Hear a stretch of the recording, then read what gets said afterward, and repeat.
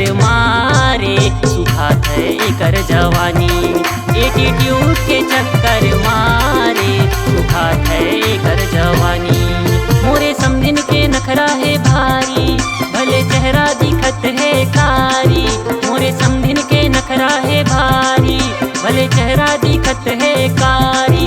Attitude के चक्कर मारे सुखात है एकर जवानी।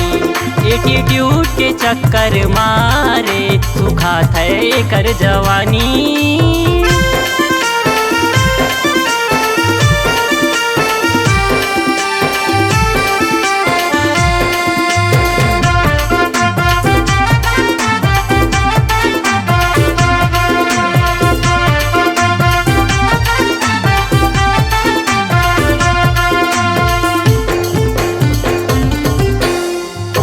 पोते तै लाली समधिन कान मा पहिरे तै बाली ना।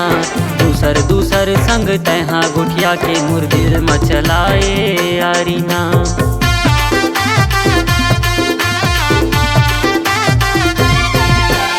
ओठ मा पोते तै लाली समधिन कान मा पहिरे तै बाली ना।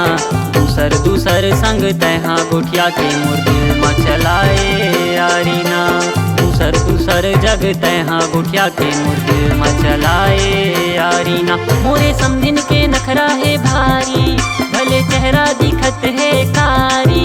मोरे समझिन के नखरा है भारी भले चेहरा दिखत है कारी। एटीट्यूड के चक्कर मारे सुखात है एकर जवानी। एटीट्यूड के चक्कर मारे सुखात है एकर जवानी।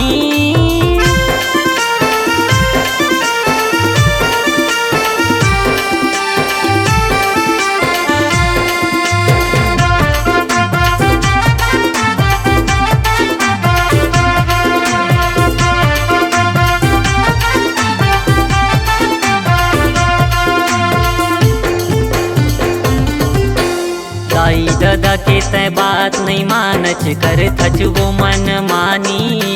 गली डहर माँ चर्चा है के दूरी बैठे है कुंवारी।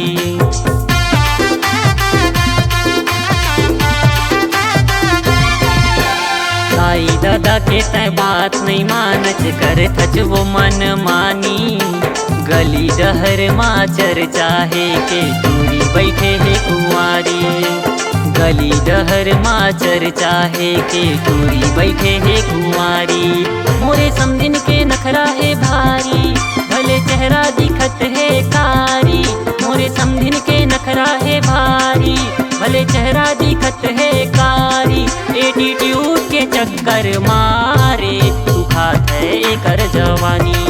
एटीट्यूड के चक्कर मारे सुखात है एकर जवानी।